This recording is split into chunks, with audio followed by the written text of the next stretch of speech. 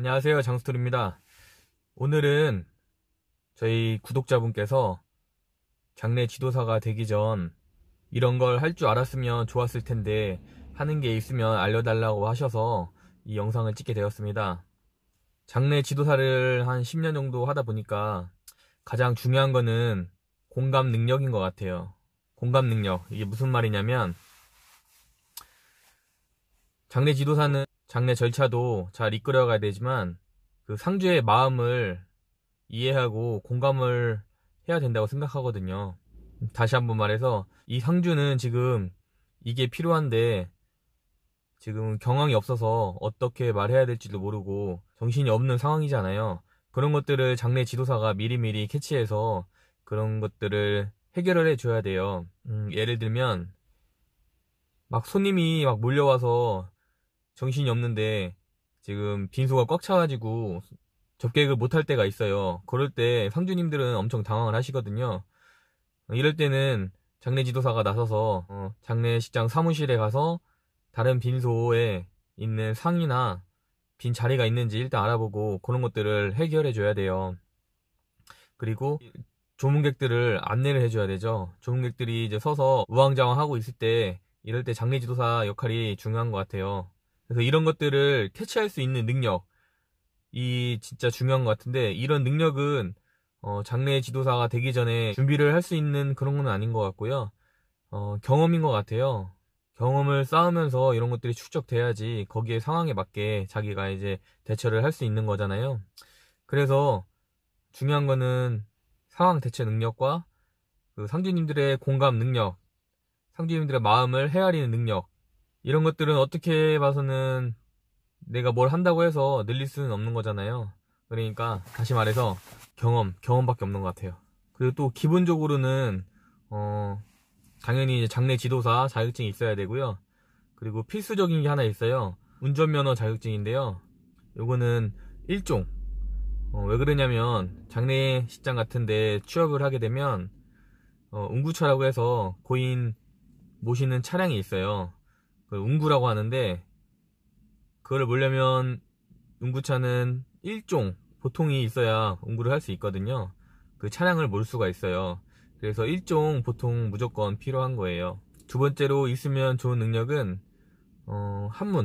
한문을 많이 알면은 아무래도 장례를 치르실 때 도움이 될 것 같고요. 그리고 서예, 저는 학교 다닐 때 서예 동아리에 들어서 서예 연습을 굉장히 많이 했었는데요.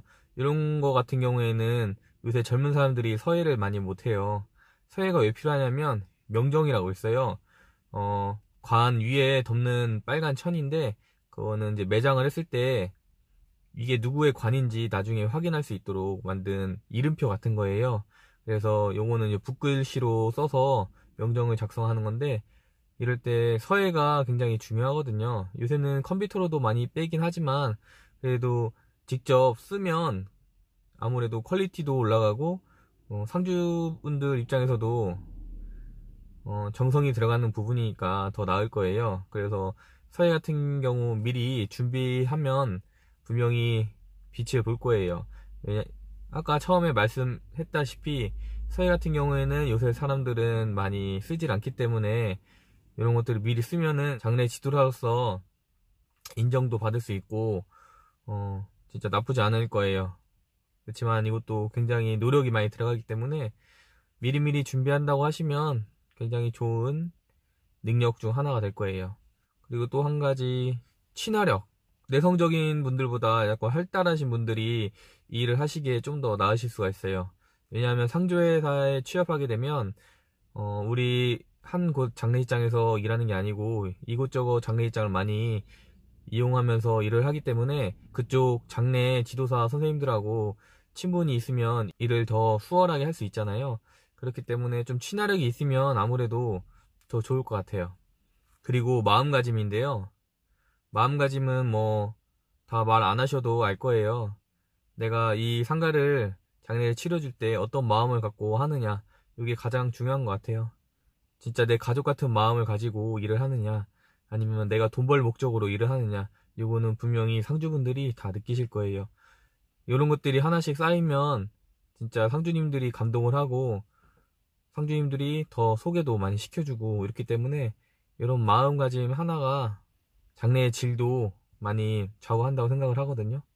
그래서 결론을 다시 정리하자면, 첫 번째, 공감 능력. 여러 상주님들하고 커뮤니케이션, 공감 능력이 있어야 좋다.